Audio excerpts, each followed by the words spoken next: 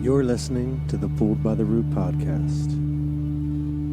This is Heidi Marble, host of the Pulled by the Root podcast. I am super excited. We are just so grateful, Jean, that you're here. But before we jump in with Jean, I wanted to read her bio to you. Jean Provence is a domestic same-race adoptee who completed her search and reunion in 2004 after discovering letters from their mother and the name of the caseworker. They went on to reclaim her original name in 2010. Jean holds a bachelor's degree in visual arts and psychology from Ramapo College. I probably diced that up. A master's degree in social work from New York University, and now works as an intensive in-community therapist with children's, teens, families. Jean is a licensed clinical social worker, a certified clinical trauma professional, and has a certificate in adoption counseling. She has spoken at various conferences over the years as an expert on adoption, about ethics in adoption, clinical practice, self-care, and keys to reunion success. Jean is a mother of two beautiful, amazing children, and currently is working to become a certified play therapist, working on a book. I don't think you have enough to do, Jean. I really don't. Oh my goodness. I am so excited. Put all of my eggs in one basket. I like variety. I like variety. Yes. So do I, Jean. Well, I think it would be really wonderful for people that are not familiar with your work. A lot of people are, but maybe just if you could share what you would like to about your adoption story. And I think what's particularly interesting to me is when you get toward the end of that, if you could tell us more about reclaiming your name, because I think, wow, that's a super powerful point there. So I'm just going to sit back and enjoy the ride. Sure. So I've known since I was a little girl I was adopted. It was part of my bedtime story. So, in terms of things adoptive parents can do right, absolutely, there was no secret about like, you're adopted, it's part of your story. And, that's where things were. And I can't really pinpoint when I started getting very curious. I can say, certainly my younger brother is adopted as well. So like we had that in common. And then my parents did go on to, surprise, have a biological child together. So there's the three of us. One, I kind of want to say she's like half adopted because my adoptive father passed away when I was 12. And then my mom remarried. And so she was very afraid that something would happen to her, right? Because unexpectedly, you're just going about your life and then all of a sudden your husband is dead. Like, just like that, like it's nothing. So when she married her current husband, my stepfather, he legally adopted all three of us with the idea that if something happened to her, we would be able to stay with him and we wouldn't end up who knows where, because who do we go to? What would happen? So that was her thinking there. So from, I want to say they got married in, let's see, my dad died in 96. And then my mom remarried my dad, my new dad. I don't know how to frame that because I call them all dad. Okay. So like, and I'm a little pedantic about it, where if you don't know the context of my life, I'm not necessarily going to give it to you because they're all my dad. My dad that made me, my dad that I grew up with, and my dad that my mom remarried. They're all dad to me. So he died in 96 and then my mom remarried in 99. So my siblings are younger. So that was kind of growing up. It always seemed like, oh, that must be the big loss, right? Because it's obvious. And people say, oh, we're so sorry. You get the hugs and the pats on the back. And do you need anything? So there's all that caring around that you don't get with adoption right away. It's not recognized. No, you don't get a casserole when you're adopted. Right. No. So, and my parents were not big on like gotcha day. I mean, certainly there were things where like I remember as a young girl hearing someone on the radio talking about like, well, adopted kids just never get treated the same way. And I was like, hey, Mom. And she was like, do you want to call the radio? And I was like, nope. I don't want to be like, she was like, okay, because if you wanted to, I'd let you. She was very like, it's your story. If you want to talk about it, you can, but you don't have to. She was always very good about that.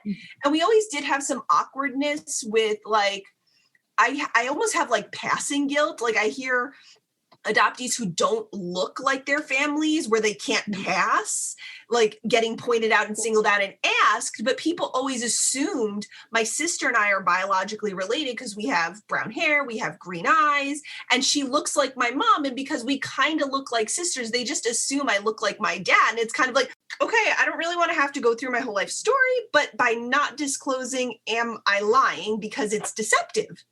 Right. So I kind of play those mind games with myself, even though like I can absolutely pass for my parents' biological child. So, I mean, and it's kind of interesting because I've talked to a number of adoptees kind of in that mid-late 80s age range that had open adoptions. And people are like, wait, your adoption was totally closed? Like, yeah, that was a thing. And so I had gotten to a point where, I'm off to college. I'm a highly anxious college student, very homesick, and just sort of trying to figure out where I am in the world. I was the word we would use now is bullied. In middle school, through middle school, I was very bullied. I did not fit. And there was no way to articulate that, right? I experienced all of these things, but why don't I fit? Why didn't I go boy crazy with all the other, middle school girls? Like, what was it? And it was like, well, what's wrong with me? And I remember sitting in like the health textbooks and kind of going through things to figure out what's making me different, because I knew something was different. And I had the words to like talk about adoption, but I didn't make that connection until college. And I know from having talked with, older adoptees who are like my seniors almost, like that I was very young to have the recognition I have. And I was very lucky when I was doing my undergrad that there was an adoptee support group local to me where I heard people that were a little further along in terms of being able to articulate and make those connections. So it kind of started in there, but I found, and this is all like how you experience things, because that's big to me. I very loosely define trauma. I'm not like something horrible has to happen to like call it trauma. So I was going through a sewing kit that I've held on to this sewing kit. It's so crazy. I don't sew. I know very little about sewing and stuff, but I held on to this sewing kit because I found this package. I'm going to say maybe 5x7-ish size. Like it wasn't a half sheet of loose leaf, but it was small. And it was a letter from the caseworker that handled my adoption from Illinois in there, with a printed letter to my adoptive parents, dear Mr. and Mrs. Enclosed are the letters and gifts we spoke about. We hope you find them to be appropriate. So now I'm like, oh my God, they took this and hid it from me.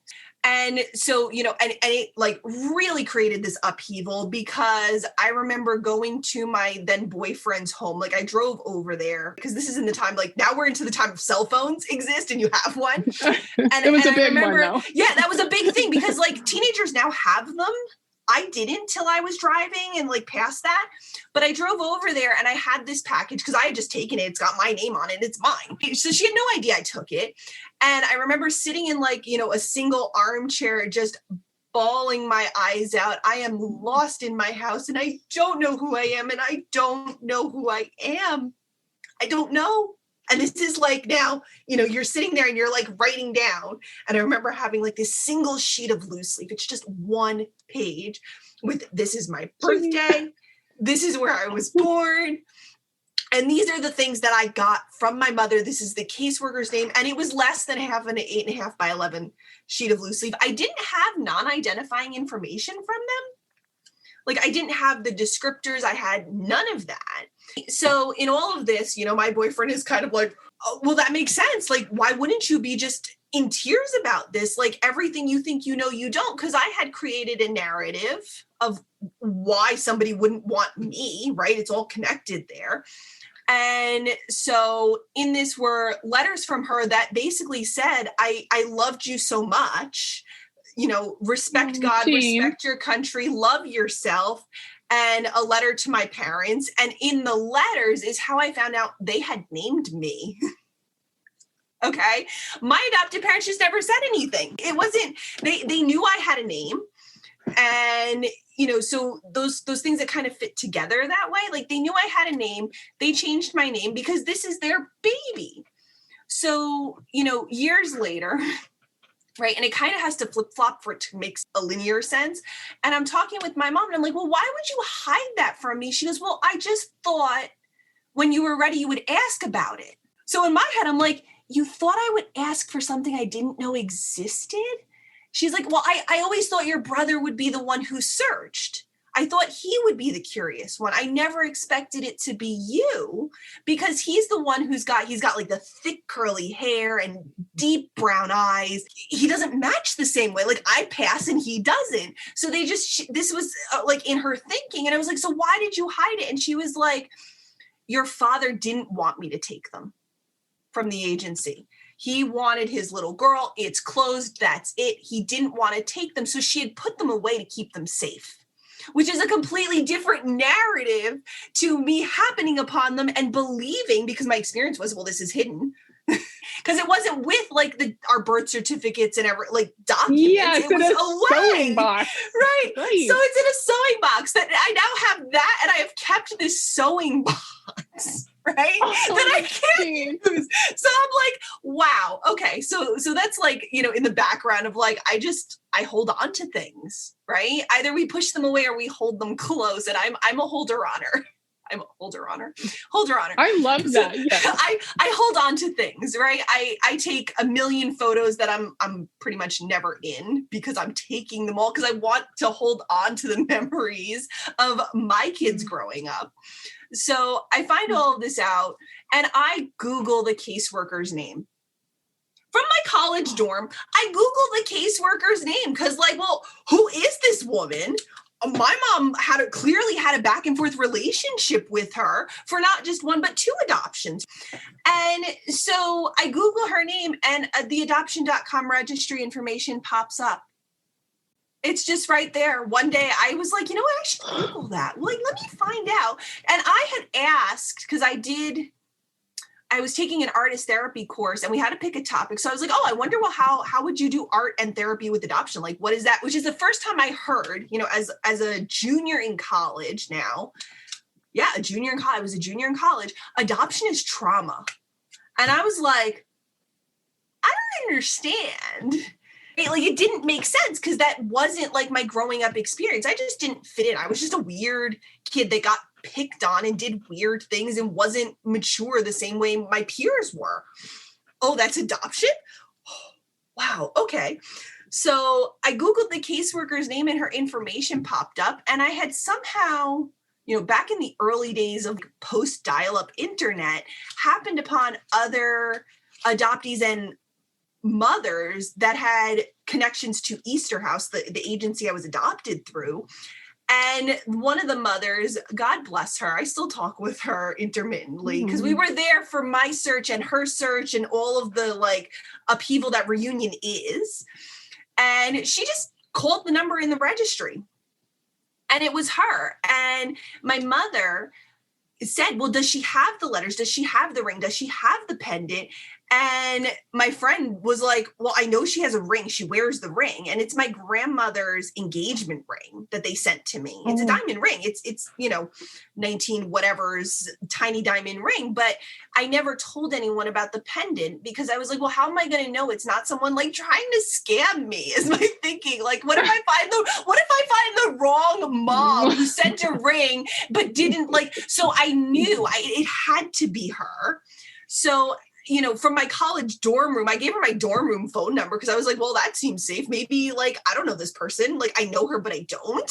So, and I remember I was late to a psychology class and the professor grabbed me at the end of class because I ran in all harried and it was it was April. So it's cold out up in very North New Jersey. And she was like, what's going on? I was like, so I found my mother and that probably doesn't make any sense, but I'm adopted. So now it'll make sense. And I have to go. I have to leave. At the end of class, I was I sat through the class. I took notes. I'm so sorry. I won't be late again. I've got to go. So like we spent so much time on the phone, and then like all of those other things that you don't necessarily consider before reunion. Cause I tell people like, yeah, let's talk about preparing for your search and all of that now as a clinician, but I just did it off the cuff. I'm not going to lie and say, oh yes, I took time to prepare for this, because I did it. And it was like, oh yeah, by the way, you have a sister and two brothers. And I do actually know who your father is. And I'm going to call him and let him know. So like in that same, and I was just like, well, you have kids that you kept? Like I have siblings? And so part of this other narrative is that my father did not sign the adoption paperwork. He never signed. He's not listed on my original birth certificate because I was born out in Illinois where we can access that. Most adoptees can access that. I'll caveat that. But he never signed. And he was basically like, well, I didn't know if you were mine or not. DNA testing back then wasn't what it is today. And his parents were basically like, well, no son of mine did something like that. Right. We're talking about like not the most liberal place and not the most liberal times. And so we did a DNA test to like prove there's no mistaking whose kid I am. Right. So now I'm like super overwhelmed. My husband drove me out to Wisconsin and was basically like, okay, so we're going to drive out. It's a 19-hour drive from here to there. And he was like, basically, until we get into Wisconsin, like we'll turn around and I'll tell them, I had a family emergency. We just won't go if you don't want to. And as soon as we got from Illinois into Wisconsin, I was like, turn around now. He's like, oh, no. We are not turning around at hour 18 and a half into a 19-hour drive. You had your chance before we crossed that state line. I was like, okay. So like we spent a week out there. I'm so glad we had a hotel room. Like we got a hotel room out there because it was very, very overwhelming with just here, meet your aunt and meet this uncle and meet this person. And here's your sister who found out about me in the worst of ways. So there's her own issues like in that family that they grew up with this ghost of a sibling, because my adoptive family was required to send like 4 or 5 pictures at increments of for that first year. It was considered semi-open, and that's what that was. So my sister out there that didn't grow up with me knew that I existed because her father blurted out like, oh, well, your mother gave your sister away when they were getting divorced. So, and that became, you go get my sister and bring her back now. And then there's the admission that I don't even know where she is. I don't know where she is. So like, that's like a horrible way to find out about your missing sibling. So, I mean, there's all those like strange, there's so many layers to anybody, and even when I talk to, clients and families and just people in the world who are not adopted, like they still have layers, but like, this is a whole other ballgame of layers. Oh no, it's got so much extra sauce. Right. So there's all that extra stuff. I go through graduating. I insist on having everybody come to graduation, and nobody wanted to meet each other because that's just how they were. This was all upheaval for them because this was something that wasn't supposed to be able to happen. And I remember my adoptive mom telling me like, well, while we were out there picking you up at 7 days old, they offered us her name. And I said no. And then when we got home, I said, you know what, I should get that for you. And they turned around and said no. And my only thinking on that is that while she was out there, it was in that in-between stage of relinquishment and finalization. So it wasn't a sealed record yet. And that's why it happened that way. But I was like, that is just a load of crap that's how that happened. And then there was all the letters and things. So I went from there, found her, went into graduate school, did, all this research. And it wasn't, I know it is talked about in programs now, but it wasn't then, because I remember sitting in like these trauma classes and I was like, so what part of the goal, and we're going back a number of years with like trauma treatment, is to get to a pre-traumatic stage to reintegrate those memories and get them to go into long-term storage where they belong, instead of in that place in your brain where things are constantly reactivated and creating the flashbacks and the panic and the nightmares and those high arousal symptoms. So I was like, well, what happens if you don't have a pre-traumatic self? And the professor was just like, what do you mean? And I was like, well, if we take these theories and a mom and a baby are a dyad and they don't know they're separate from each other from the baby's perspective, and you take the baby away from the mommy, that's self-loss. So how can you possibly have a pre-traumatic self? And she was just like, do you have something specific in mind? And I was like, every infant adoption that's ever happened. Yes, I have something specific in mind. I do, right? Because I'm trying to apply these theories. And it's very difficult because when I'm asking about loss at intake, I'm saying, well, I'm not just talking about did somebody die on you? I'm talking about, has anybody been estranged? Did your best friend move away? Are you adopted? Were you in foster? I'm asking a much broader question. And she just kind of looked at me and was like, these are theoretical frameworks. And she had this very cagey way of giving me a non-answer. So I was kind of like very twitchy in these classes that I took. And these were like mini 1 credit courses instead of a full semester 3 credit course, because they just did it that way then. And they're doing a much better job now in teaching this stuff to graduating clinicians. They're doing better. That is good news. At least, around, some of the programs that I've seen, it's getting some mention, at least a little bit, but that's not without huge fighting and like really pushing to center adoptee voices and saying like, yes, we're experts in our own experience. So in the midst of grad school, I had a grief and loss class who actually, that professor was very good at acknowledging adoption as a loss, but we had to write our own obituary, which is super morbid. But I sat there and I was like, okay, so Jean was born but never lived, and Kristen lived but wasn't born. So who lies here? Trying to and he wrote me like this very long response back of, I've never had anyone do this way. This was an interesting exercise for you, I'm sure. And I was like, you have anything helpful to tell me? Yeah, really. and it just like, because it goes back to that, like, who am I? What, and how different would I be, or would I not be different if I had grown up with my family, right? Because they would be different people too. True. My mother would not have had this loss at 21 years of age.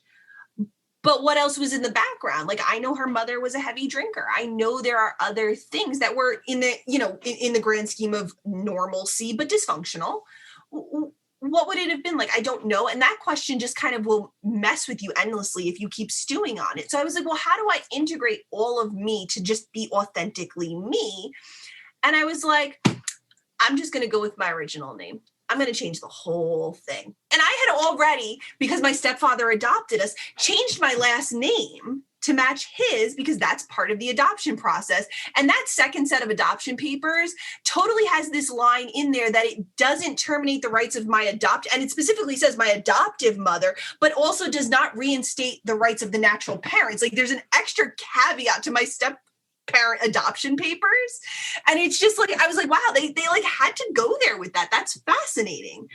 So I had already had my name changed in high school. So like I went in freshman year with one last name, sophomore year I went in with a different last name, and people were like, what's going on? And I would like make up these stories about like, I'm in the witness protection program, or my parents married me off young, I'm so in love. Like, just because it's not really anyone's business, I would just like say random things. I work for the CIA, I'm an informant. Like, I would just tell these things because it's not really anyone's business. And it was like the politest way for me to like laugh it off and basically say, go mind your business. Because like, that's the last thing you want to be thinking about at 16. I just wanted my driver's license. Yeah. Yeah. So, with your really cool new last name on it. Yeah. With my stepfather's last name. So I totally in 2010 legally changed my name. And being the kind of person I am, I had taken and saved up all the Christmas money that I had been given by my family for so many years. And that's what I paid for my name change with. So I actually had them pay for it, like unbeknownst to them. But I didn't tell them I was doing it until it was already done, because I didn't want them to come and contest it in court. Not that they would have, but like when you're sitting in your own anxiety, you like create things in your own mind. Like, and I recently, I don't remember whose quote it is, but it's anxiety is a misuse of your imagination. And I was like, that is it. That is it. I misuse my imagination and create these giant things in my mind all the time. So I ended up like telling them after the fact. And it got into a back and forth of like, well, what gave you the right to change it in the first place? I came to you with an identity. I came to you as a whole person and you changed it. She's like, well, that's what you did back then. I just wanted my baby and I got her and I raised you. And I think I did a good job. So you can have another mother when I'm dead. And I was like, but you're not, like, I have multiple mothers and I have plenty of room in my heart to love everyone. Like, I'm a like super lovey person. I'm a little like, I'm not touchy, but I'm lovey. So like it took a lot to resolve that. We had some major upheaval where like I wasn't invited to Christmas and things. And then I had my kids and I was like, can we please just like reconcile for their sake? Like, can we like just move past this? And it's actually my adopted brother who was the most offended out of everybody. And so I'm sure he's offended because it touches something in him and he's a different person. But like, we've kind of worked through most of that stuff now. But I'm like, do you understand how important it is to know that there are heart conditions and there's this medical piece that like, it's very real and important to me because I have children and I need to know how to care for them. On top of like, you know, we're parenting with no manual. We're, you know, being asked to give the things that maybe we don't feel we got because we were just mismatched in some way. My parents are not malicious. They're good people. So you can say, I had a good adoption, but I'm still hurt by it. And that's not anyone's fault. It's just the reality of it. And when we can kind of say like, okay, but my experience was hurt.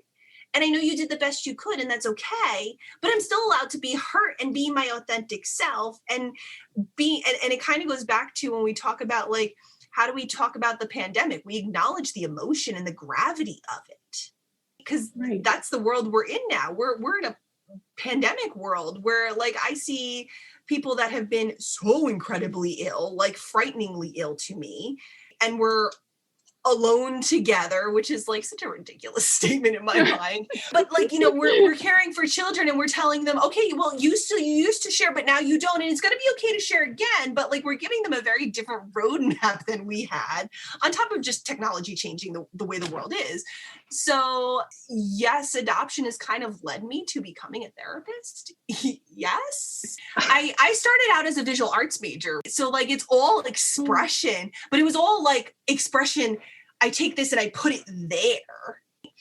And it was interesting because as I'm working through some of that stuff in my undergraduate studies, you know, my final project, I had taken, you know, like poster sized of all the different birth certificates I have because they reprint them every time you change your name. Okay. And I had the one from Illinois, the one that is like, this is a copy, not for legal use, blah, blah, blah, with that stupid stamp on it. And I had woven them together and they were hanging on the wall and I had made transparency so you could see through them and there was like a drawer on the wall. And when my adoptive mom walked in, I'm like, what is she going to think? And she was like, you can see my name on there. Like her whole response was like, in this certificate where it's jumbled and you can't really read it, I can see your name. I can see my name. And it was just like, you could see her just standing there, like staring at it. You know, the wheels are turning and I don't know what she was thinking and experiencing, but it was just like this moment of like, oh, she doesn't hate it. She gets it. Like she gets it. She got it. Like in that moment, it was like this cool thing to like witness her looking at like the culmination of my art studies.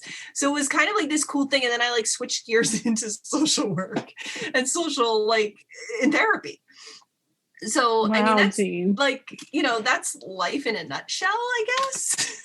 No, thank you for sharing all that. Oh my gosh, there's so many points I want to get to. Well, the freshest one is the art and that whole expression. I would love to see that someday. I hope you still have that. That sounds amazing. I do. It's rolled up in my closet because I don't know how to keep it in the pristine condition it's in. So it's actually rolled up in the closet.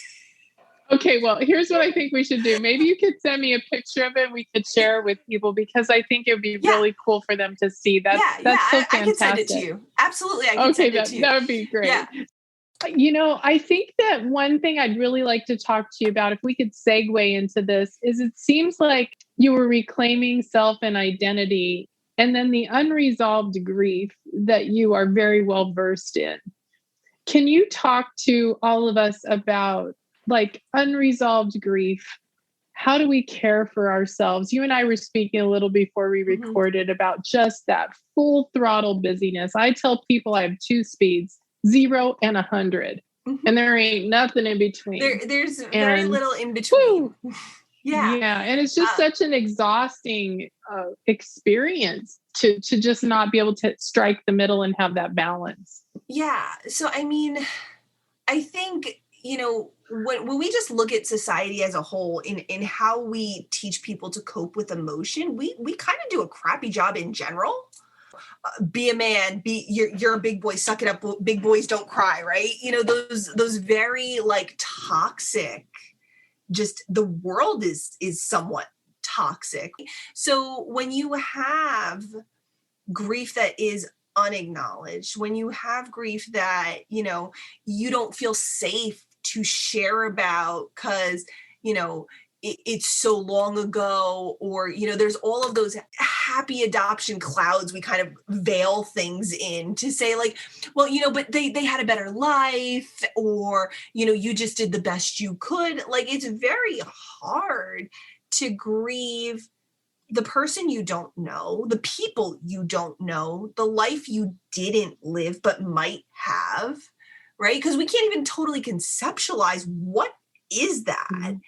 And then we're talking about like, okay, but we might actually be grieving people that aren't dead, right? Like I grieved for my mother, like that relationship that I lost with her, despite the fact that I had a different relationship with the mother that raised me, but she wasn't dead. She's not dead. And absolutely adoption has taken its toll. I don't have a relationship with her right now. It's just, I'm not in a place where I can handle her needs because she has her own high level needs, right? Because they told you you'll just move on with your life, right? That's what they told mothers of closed adoption. And, open adoption is very different, and foster care adoption is very different because there's different factors coming into play. So I'm very specifically talking about like, in my experience of unresolved grief, was getting to a place where I was able to cry about things that are actually deeply sad.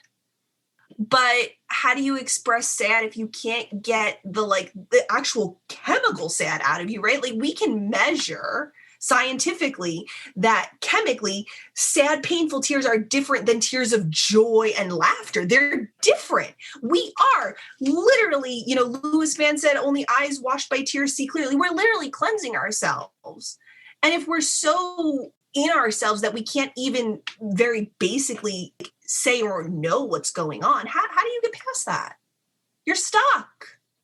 Yeah, that has to be the root of anxiety too, because Huge. I think anxiety, I talk to so many people, Jean, that suffer so deeply from anxiety. And I just have to believe, I don't know the definition of it exactly, but is it like unstuck emotion? How would you define anxiety? And I have a feeling that crying anxiety is fear, right? We have, and trauma causes fear responses. We had this experience and we get afraid in the present day that thing from the past is going to happen again. We're going to be abandoned again. Because it wasn't just us. Our parents were abandoned too by like people not wrapping around them to help them care for their child and keep their babies. So you take these past events of abandonment, you pull them into the present. We're afraid of being abandoned, and we project into the future in this very sensitized way. And we don't let people in. We read into maybe neutral facial expressions and so we're super sensitized but locked down at the same time. It's absolutely, and I see depression, anxiety, and behavior problems and anger management problems all the time. And so, when I say I use this like word trauma in a much looser way than like our diagnostic manual defines it, is because like, why wouldn't I say, okay, so as a provider, I'm going to treat you with an unconditional positive regard as gently as I would treat the most traumatized person I've ever seen, because I see you on your worst days and you bring to me your worst experiences. Why wouldn't I look at it from just, I'm going to use this trauma lens and not diagnose everybody as post-traumatic, but I'm going to use that lens and use the same gentle approach to care for people so that they can have the safe enough space to do the healing work. I know, like, and healing is one of those words that people get like miffed by. And I kind of have turned around and say, I don't make you heal. You have that innate capacity and your body wants to heal. It wants to do the work. That's why we have those arousal symptoms of flashbacks and nightmares and panic. Our body is trying, it's on a loop trying to make the resolution. And you need the safe place to have it happen. But your body does all the healing. All the tools are there. We're born with it. So I'm not going to like wave a wand and heal you. I'm going to give you the space so your body does what it's already trying to do endlessly.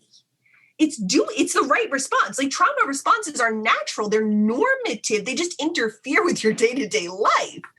You know, I turn around and I'll tell teenagers, say, listen, you have all the tools you already need. We just need to unlock the drawer. It's and there. That's so hopeful because I think it just feels for so many people right. like they can't get there. They can't get there. Stop it. Right. But if they're with me, I'm going to endlessly believe that they have the potential. And absolutely, there are people that do not survive, that are not resilient, that don't make it. Because if everybody was, we wouldn't have suicide. We wouldn't have these horrific things happen where people are institutionalized for their lives, right? So no, but when they're coming to me, our goal is to give them the space to do the healing work that they want to do. It's painful. It sucks. And they have the much harder job. So, you know, absolutely getting to a place where you can cry and actually say, like, no, I'm sad and I'm going to be sad and it's okay that I'm sad, which is not going to excuse you being mean to other people. Because I know when I'm anxious, I can be agitated too. They kind of go together, right? You take a scared dog and back it into the corner and it's cowering. It might also bite you. So the emotions are wrapped together. If you lose one, you lose them all. And if you express one, they're in there. So without the intensity of the pain, do I actually know joy? We could get into all those very existential questions about it. But at the end of the day, how you grieve, you have to essentially give yourself permission to grieve. Because I'm not here to judge you if you choose not to. Like, okay, that's not your work. What do you want to work with? What do you want to do in therapy, right? I'm not determining what you do. But if you want to resolve the grief, well, what does it actually look like for you? Are you a person that plants trees and commemorates things? And if you are, how much do you need to do that before you feel lighter, where you're not just carrying it endlessly, where it's weighing you down and literally depressing you? Pain, anger, sadness turned inward, depression. Helpless, never heard it stated powerless. Like that. Yeah. And again, I am so good at remembering these details because I think they're fantastic to share. And in a clinical context, I just share them because it helps people like allow their process to move. I am so terrible at remembering who said what, but that is like not my quote. That's okay. I mean, and having the validation that like, yes, you can be sad you're adopted and still have had a good adoption. You are allowed to feel okay that like you did the best you could if you made a decision to place your child. Because let's face it, not everybody did and not everybody would frame it that way. But if you're okay with that, okay. You can be okay. You're allowed to be okay. You are allowed to say, no, this is not the core of my issues. And I've seen very, very functional adopted people who go about their lives where they just don't search and they feel okay. And if they're okay, like I've got no work to do with them. Yeah, why poke the bear, right? Yeah, I mean, if the bear is there, maybe you need to at least acknowledge the bear is there. Maybe you don't need to poke it or prod it or wake it up from hibernation, but like you have to say like, okay, I know the bear is there. It's part of me. Exactly. It's such a, well, you know, and you and I were talking too, just about the mental health crisis that's just happening in human beings, and adopted human beings have this extra layer, you know. There's an crisis at every psychosocial stage. It's well described in the literature of, you know, if you take Erik Erikson's stages of development, and then you take, you know, I believe it's David Brodzinski wrote about like, what's the additional adoption crisis in there? What's the other layer? You can apply all kinds of theories to that. But yes, absolutely. Adoption's a big one. Yeah, Jean, and I was thinking about it too, because there have been periods in our life where I haven't been able to afford therapy, and there's, or maybe we don't have access to therapists, and certainly adoption competent Right. Adopt and therapists. talk. That's Good even luck. a smaller list. Right. And so you have people who are being advised, go do this work, but then they can't find the help that they need. Yeah. And like I was telling you, I don't think that there's a replacement for therapy. There is not. But No. what can you tell people that might be in that position that don't have the privilege or the ability to get therapy? How can we make progress until that can happen? Or what advice would you give people? I mean, for me, there ain't no romance novels in this house. It's all about the self-help, which sometimes I'm like, maybe the solution is a romance novel, because this is just brain overload. Right. But that's when you feel you need a break, you take a break. Right. I spoke very, very consistently at conferences up through 2014. The National Association of Social Workers, the American, I spoke at many conferences, and then I got pregnant with my son. And I had to take care of me. I still had to work and do my day job that pays the bills, but I had to take a break from being so plugged into adoption and writing the legislature and hounding away at, equal access and centering the adoptee experience to make it better for the young adoptees who are not grown yet out there. So, I mean, the biggest barrier is that we do not have universal health care. That's huge in this country. And, and I can tell you, because I've been a person who's had no health insurance and been terrified to go to my doctor and say, hey, I'm sick and I know I need medication. Take a look at me, because I don't know what that bill afterwards is going to look like. And, I work 7 days a week and I'm still, paycheck to paycheck with 2 small children. So I totally understand what it's like to not be able to access care. I get it on a personal level. And I certainly, before children, I was doing private practice, and I absolutely do a sliding scale. I'm like, oh, you can't pay me this week, whatever. If I bill the insurance and I get something great, as best I could to help as many people as I could. But I also have to have some time for myself. And I don't have the time to do private practice right now. I only work through the state's Medicaid system. So I am providing my services to the most needy people on state healthcare.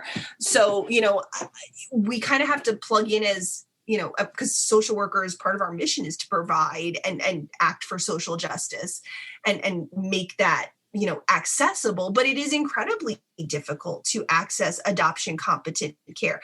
Here's another one. Okay, I need an adoption competent therapist who also is a therapist that can see therapists. Good luck finding one of those. Exactly, Okay? Jean. And so it's so frustrating. The whole thing is very frustrating. It's easy to say I'm adoption competent and I work with that and have little to no training in it. So if you're going to see a therapist and you have that, whatever your copay or your out-of-pocket expenses, you need to ask further questions of what training in adoption did you get? What clinical training, what courses did you take? Ask that question, because if they turn around and say, oh, well, I'm an adoptive parent, so I get it, I'm running for the hills. And I have worked with therapists personally who are adoptive parents, who were amazing clinicians, because some clinician can say, oh, I understand this, so I can do this. And I know I can, right? And they're very, very good, right? Because they're trained in evidence-based trauma modalities. So yes, the amount of research that we need to do, the burden of that to get decent care is huge. But I would say absolutely plug yourself into the adoption community and talk with other adoptees, and avoid, as soon as you see those message boards getting toxic and rehashing the same things and fighting, that's not healing in that. That's toxic. Get away from that and find the healthy people. Because again, if I fall and scrape my knee, it's going to scab over. My body's going to do that healing work. It's there. I just need the space. And yes, psychological traumatic things are totally different than physical ailments, right? They're not, they don't heal the same way, but like, give yourself some kindness. You're allowed to say, you know what? I'm calling in, well, I'm not going to work today. And I almost never do that unless I'm actually ill because I'm caring for other human beings. So I have a duty to them. But at the same time, like, are you someone that likes to garden? Find a way to do gardening. Are you a person that can art or music or write? Do those things and let the things come out and see where it gets you. And I have totally met people that, you know, could anybody benefit from therapy? Well, of course I'm going to tell you that. Of course they can, right? Introspection. But it's not the only way. Like, right, it's just not. No. If you don't get it, you're not going to be good. And if you choose not to get it, you can choose that. It's your life. Will I say that I think every therapist out there should have a therapist like on speed dial somewhere where they can like triage their own thing when they've seen something so horrific they weren't expecting? Yes, because you're caring for people and you don't have the liberty to screw up someone else's life. That is not okay. No. It's not okay. So yes, I have a number of other therapists I trust that I can talk to with my stuff. Friends, colleagues, you know, therapists that I would be willing to trust my own stuff with and pay to be a therapist and not a friend. But I absolutely rely very heavily on my social group. I rely very heavily. Good to know. And to me, if I can witness, like I used to love before the pandemic, going in to walk my son into preschool because I got to watch children play and just watching them and delighting in their play. And yes, there were a couple troublemakers in the class. Of course there are, all classes. And I can't say my son was never one of them, right? I definitely got calls home because every parent gets at least one or two. And I remember talking with the preschool teacher about, she was like, so how did you tell Emerson what you do? And I was like, oh, I tell him I help heal kids' hurts. I help them heal. So that's when he walked into class and said, my mommy helps heal kids' hurts. That's what she does. And I just remember, right? Because in children, anger management, anger is the shield for the emotions underneath. And if we're not cheating it with right, but that's the unconditional positive regard and the gentle kindness to give them the space to deal with the underlying emotion.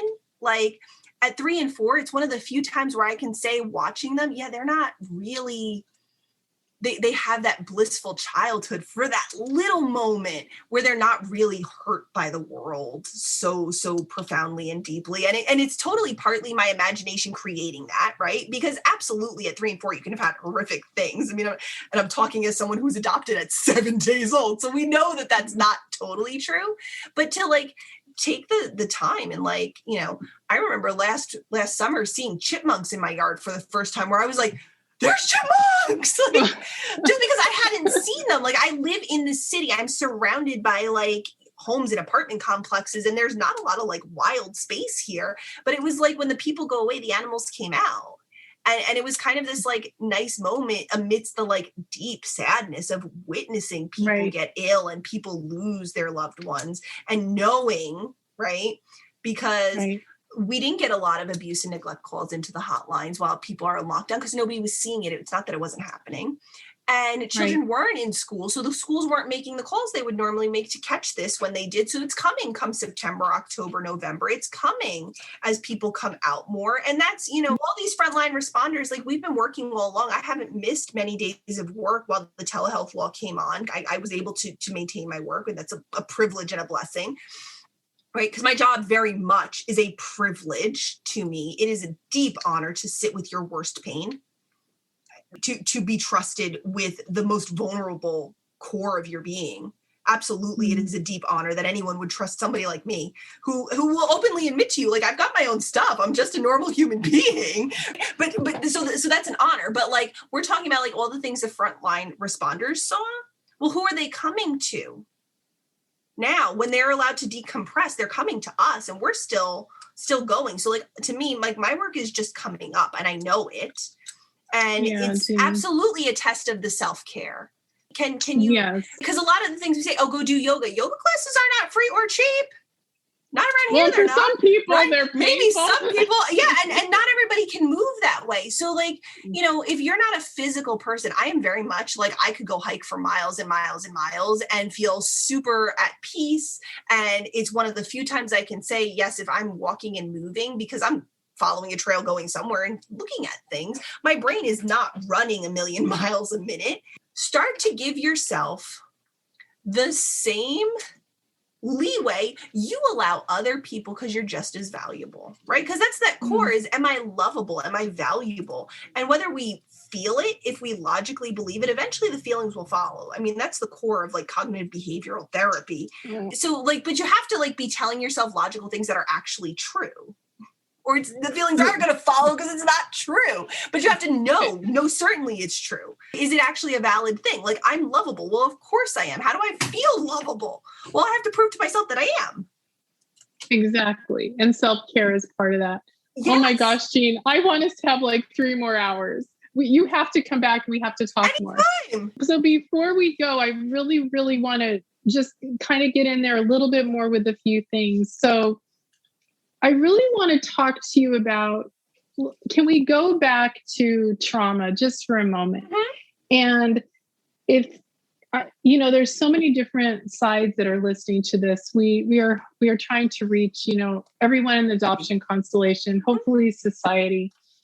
And what can you say to all of us about adoption trauma and maybe the hope you have for I guess the healing word that we're kind of maybe offending people by, but yeah, and healing is one of those things where like, oh, are you healed? I don't know that I'm ever 100% healed. Like stuff happens in the world, right? And I tell this story about like, well, when people are saying like, Jean, what is trauma? I tell this story about, before answering machines, my parents told me if I answered the phone to take a message, but don't tell anyone they're not home. Don't tell people your parents are not home and that you're home alone, right? So I'm like 12, 13, 14. I'm old enough to be home alone. And I answered the phone one day in my kitchen. Like I can vividly like describe this kitchen to you. And this woman called up and said, is your mom there? And I said, oh, she's in the shower. Well, where's your dad? I said, oh, he's out working on the pool. He's like wet. I'll take a message. She was like, don't lie to me. And it happened to be the Avon lady. My mom knew her, but I didn't know her. So I lied, like I was told to. And she was screaming at me. So like, I'm in a catch-22 here of like, I did what I was told, but now another authority is like yelling at me. So like, and I absolutely can tell you to this day, I have to kind of be like, this is not that. I'm making a phone call. Like that, like it's a minor thing in the grand scheme of my life, but it bothered me. It hurt me. So why don't we say, like, am I going to judge you that that's the trauma you bring to me? No, like it's a silly thing to like have this thing about phones, but as a child, it hurt me. It's valid and I can talk about it.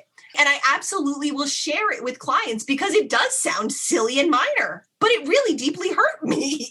And I'm very good at humor as a defense. I laugh things off. I can laugh at myself day in and day out. I, put on dragon hats to make the kids smile because happiness and laughter releases serotonin and that is good for your brain. Yes, so absolutely, sure. I have no shame in being complete doofus and looking stupid. Like I just don't care anymore, right? But like trauma is one of those things that like we're much more broadly defining it now. Like if you go to like the ACEs scores, it asks these very specific questions and there's really good research about it as to what it leads to when you have a high ACE score.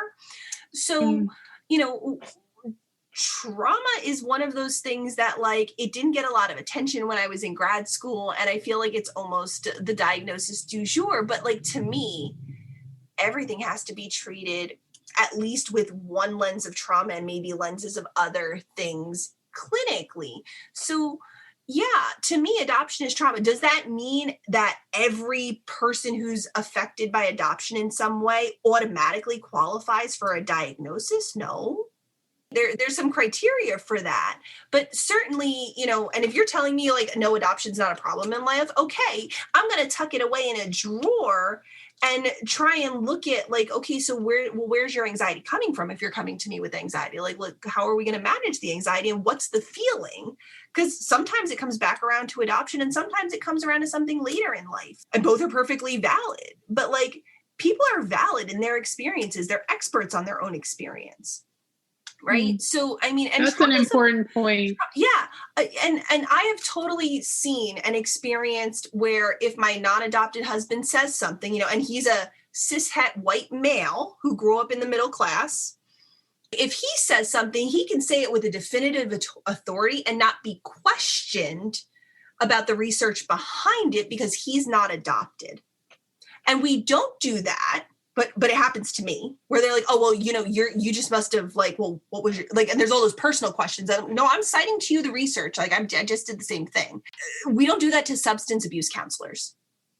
And often you will find substance abuse counselors are affected by a loved one with substance abuse, or they've fought their battle and demons to get sober. But we don't treat it the same way, because adoption is like that thing. So like trauma to me is the lens. I'm really excited because I'm taking the EMDR training later this summer, which is the eye movement desensitization, reprocessing. Like on paper, it makes perfect sense in my brain. I want to see how it works, because I will collect up all the tools to say like, okay, everybody's an individual. So I need all the tools, and I maybe never use them, right? I am trained in TheraPlay. I'm not certified in it, but I'm trained to use it. I almost never use it because it doesn't fit the setting I work in, but I have the toolkit back there if I need it. So I'm adding the play therapy training, and I'm adding all of these, here we go, busy. I want to help. Like that's who I am.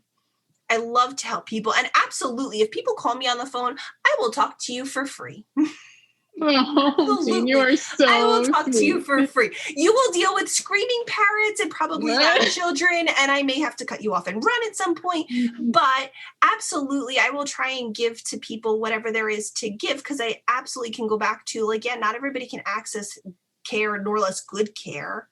And it's such a sin in this country that's where we're at with healthcare. Jean, I couldn't agree with you more. And I'm so excited to have you back. And this time with you has been so fantastic. And I really feel like people are going to get a lot out of this episode. So. It's such an honor to be here and to be like, because again, I'm like, I'm worthy to be on her podcast. Oh my goodness. Right? How very adopted of me. It's such an honor to be able to share and give to people. That is like my deepest honor in the world, is to be able to give and help and assist. Well, Jean, there is no question. And you do, like, it just beams off the screen. You are just such a beautiful soul. And I'm so happy that you reached out to me and that we got to have this experience. Yes. And I just thank you. And you're very welcome. Just hope you have, I'll come back anytime. Oh, you better. I'll come anytime you want. You call me up. I'll let you know.